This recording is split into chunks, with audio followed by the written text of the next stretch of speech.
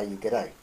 This is Wolf here. I'm making this as a video response to Justin Wolf's rather interesting and brilliantly done rant on bushcrafting confessions and on how large amounts of the YouTube community seem to have always known things and style themselves as absolute experts in all aspects of bushcraft and camping. If you haven't seen the video, I suggest you go and follow that link there and watch it first so you know what I'm talking about, and come back to this video. Right, now assuming you've already done so and resumed this point in the video. Okay, well done on that video, Justin. Absolutely excellent. I couldn't agree more. There's a lot of nonsense out there, and this is my video response to you with my bushcraft confessions. As you might guess, I'm no expert on all matters myself, otherwise this wouldn't be a confession video. So basically, I'm 51 years old. I've been camping and hiking up in the bush since I was 11, and I'm still learning. Every day I'm learning. Every time I go on YouTube I see another video that makes me go, might give that a try.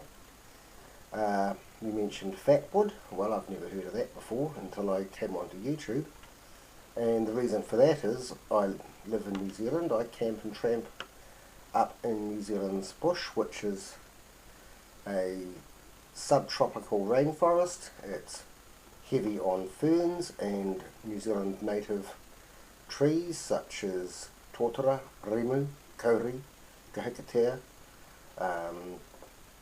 and a number of others, manuka, such like. Well, it's a shrub. But the point being, I don't often camp anywhere where there's pine. We do have pine forests here, artificially planted ones for our forestry, and I've camped up in those precisely once, and I didn't really need to bother too much about dry tinder because we had the means to start the fire easily enough anyway, and I generally used to carry strips of rubber like this. It's a thin bit of rubber mat that I'd cut down into strips, just a few centimetres long, and I can cut them up into thinner strips with a knife, shave them into little piles of fine stuff if I like, and once lit, this rubber burns quite nicely for quite some time and will get most things lit. That's what I used to carry. Then I looked at a YouTube video and they were mentioning range bands.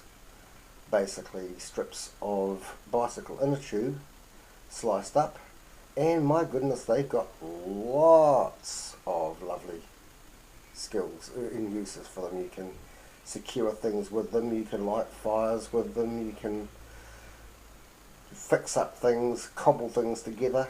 Great little things. So now I don't carry these rubber strips anymore. I took them out of my pack, shoved them in a drawer, because I've got range bands around my belt and around my knife sheath, and a few in the pack and a few holding bits and pieces together. And if I need a bit of emergency rubber to do something, well, I've got plenty of spare. And if I need to light a fire with it, I can do that as well. I also carry a small little plastic pill bottle, inside which is cotton wool mixed with Vaseline.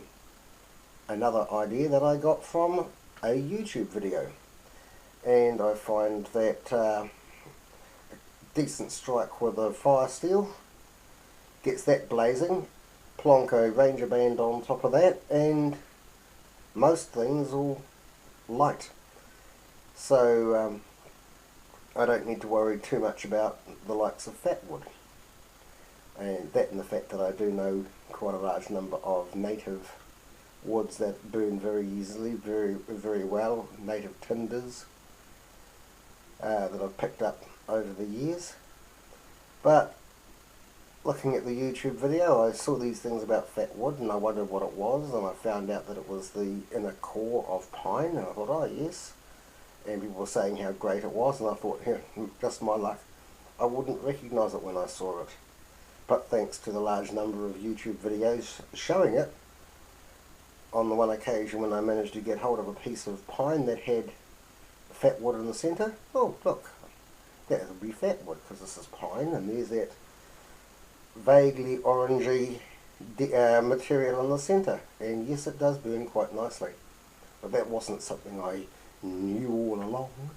How could I? We don't camp in pine forests around here. Well, I don't. And lots of other brilliant things that I've seen on YouTube videos. I've learned from Justin, I've learned from David Canterbury, I've learned from so many different people that I can't even name them all. And why wouldn't I? I mean, this is, as you say, the round the campfire thing. This is us exchanging views and ideas, and I hope people learn a few things from me, and especially people who aren't as experienced as others. And I also hope that when they get more advanced and they learn other tips and tricks from their friends, I learn from them in return. It's always part of growing and improving.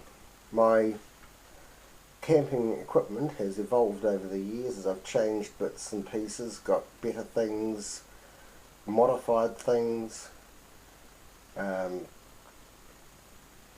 upgraded and just plain swapped out.